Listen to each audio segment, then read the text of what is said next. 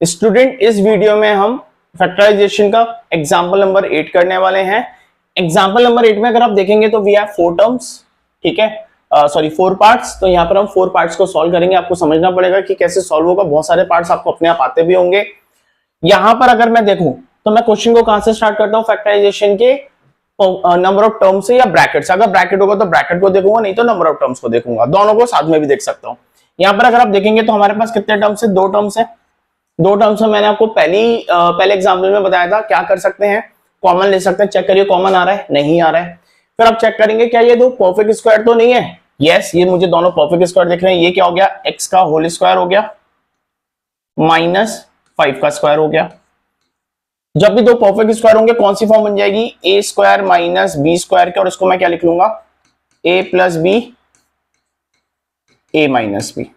तो इसको मैं फर्दर क्या लिख लूंगा, x प्लस 5 x माइनस 5, और ये आपका आंसर हो गया। तो 2 टर्म में यहाँ पे कौन सी फॉर्म लग गई, a square minus B square की, क्योंकि यहाँ पे मेरे पास जो दोनों टर्म थे वो दोनों ही परफेक्ट स्क्वायर थे। ठीक है, अभी सेकंड को स्किप करते हैं, थर्ड को देखते हैं। यहाँ पर अगर आप नोटिस करेंगे कितने टर्म्स हैं, 2 टर्म्स हैं। 2 टर्म में सबसे पहला मेथड क्या था, कॉमन। क्या कॉमन आ रहा है, हाँ मुझे x तो दिख रहा है कॉमन। मुझे 48 और 27 समझ में आ रहा है, ये तो 3 से भी डिवाइड होता है। तो यहाँ पे मेरे पास कॉमन में क्या आ गया, 3x कॉमन आ गया, राइट। 48 में से 3 कॉमन आया, क्या बचा 16 x स्क्वायर माइनस 27x में से 3x कॉमन आ गया, क्या बचा 9। मैंने आपको एग्जांपल 1 में बताया था जब भी आप 2 टर्म में से कॉमन ले, जो ब्रैकेट बचेगा आपको चेक करना है उसमें कोई और फॉर्म तो नहीं बन रही है। अगर आप नोटिस करेंगे तो अगेन ये क्या हो गए, 2 परफेक्ट स्क्वायर दिख रहे हैं। ये चीजें दिमाग में आपको रखनी पड़ेंगी।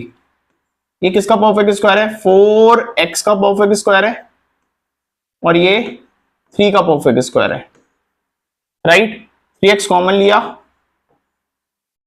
a square minus B square क्या लिखूंगा, पहला टर्म प्लस दूसरा टर्म ब्रैकेट, फिर क्या लिखूंगा, पहला टर्म माइनस दूसरा टर्म।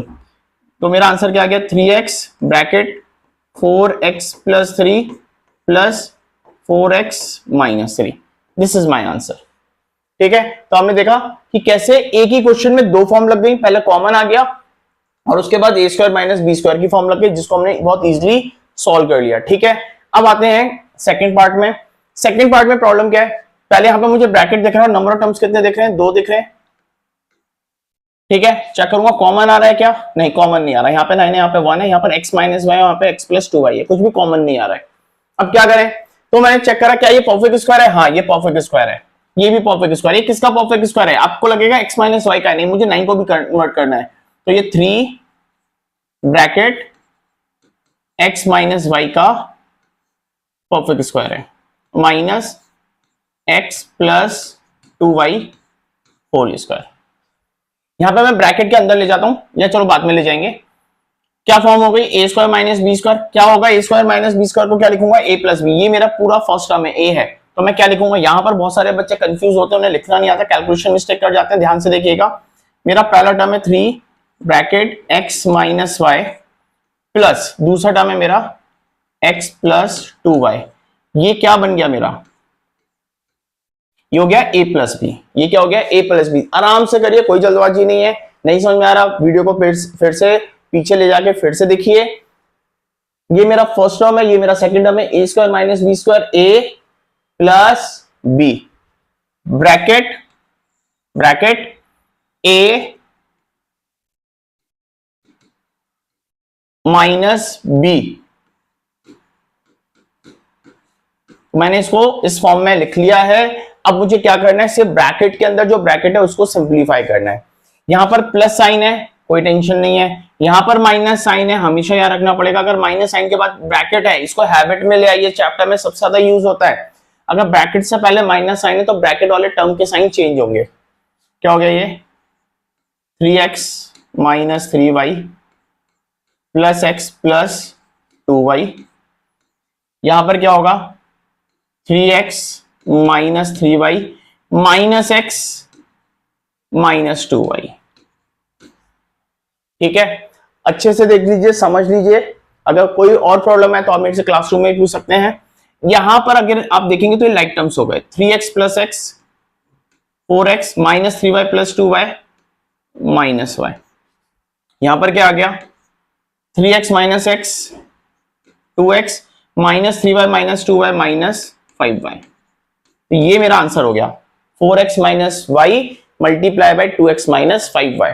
ब्रैकेट वाले क्वेश्चंस को आपको ज्यादा प्रैक्टिस करनी पड़ेगी और आप अगर प्रैक्टिस करेंगे तो आपको इजीली आ जाएगा। ठीक है, अब आते हैं लास्ट क्वेश्चन में। ये मेरा लास्ट क्वेश्चन है। यहाँ पे आगे कितने टर्म्स दिख रहे हैं? 2 टर्म्स दिख रहे हैं। कुछ कॉमन आ रहा है? नहीं, कुछ कॉमन नहीं आ रहा। क्या ये परफेक्ट क्यूब स्क्वायर है? हाँ, ये परफेक्ट स्क्वायर है। किसका है? 4a स्क्वायर का स्क्वायर है ये, माइनस b स्क्वायर का स्क्वायर है। राइट, क्या हो गया? a square minus B square कैसे लिखूंगा? a plus B square a minus B square. बहुत सारे बच्चों को लगेगा कि हमने सॉल्व कर लिया, हमारा आंसर आ गया, लेकिन नोटिस करिए इस टर्म को फिर से देखिए, ये अगेन कोई ना कोई एक फॉर्म बना रहा है। क्या बना रहा है? ये दोनों अगेन परफेक्ट स्क्वायर और बीच में क्या है? Minus sign. क्या यहां पर भी हो सकता है? दोनों परफेक्ट स्क्वायर तो है, लेकिन यहाँ पे प्लस साइन और प्लस साइन में हमारे पास कोई भी फैक्टराइजेशन की फॉर्म नहीं है, तो ये फर्दर सॉल्व नहीं होगा। और मैं इसको क्या लिखूंगा? 2a का होल स्क्वायर माइनस b का स्क्वायर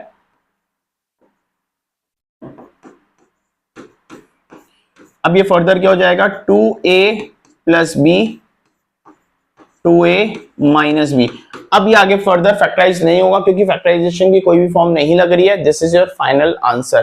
ठीक है, यहाँ पे जो हमने 4 क्वेश्चंस करे, पहला और दूसरा क्वेश्चन तो बहुत इजी है सॉल्विंग में। थर्ड और फोर्थ को पहले आपको समझना है और इसकी प्रैक्टिस करनी है, क्योंकि अगर आपको ये फॉर्म समझ में आ भी गई कि कैसे सॉल्व होंगे, उसके बाद भी आप कोई ना कोई यहाँ पर कैलकुलेशन मिस्टेक कर देते हैं या इस क्वेश्चन को यहीं तक सॉल्व करके अपने मार्क्स डिडक्ट करवा देते हैं। तो याद रखिएगा, पहले फॉर्म को समझिए, फॉर्म के बेसिस पर कौन सा फैक्टराइजेशन का मेथड लगेगा उसको यूज करिए, लेकिन यहां पर इस क्वेश्चन की आपको बहुत ज्यादा प्रैक्टिस करनी है। और इस क्वेश्चन में याद रखना है कि ये जो फॉर्म है इसको हम फर्दर क्या करेंगे? फैक्टराइज करेंगे।